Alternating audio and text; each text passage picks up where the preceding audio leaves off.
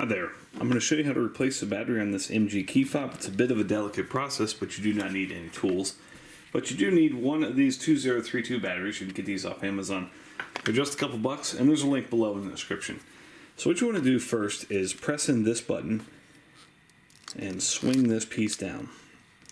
Now your emergency key is stored right here. Go ahead and slide that out.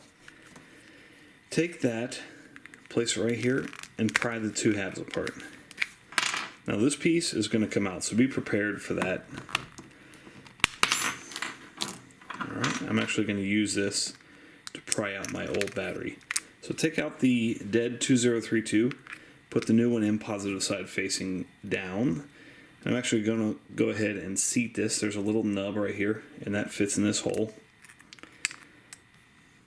So that's where that goes. Same on this side. Make sure that lines up. Squeeze that back into place. Go ahead and replace my emergency key. And squeeze it all back together. And you're all set. Thanks so much for watching. Hope this was helpful. Make sure you hit that thumbs up button.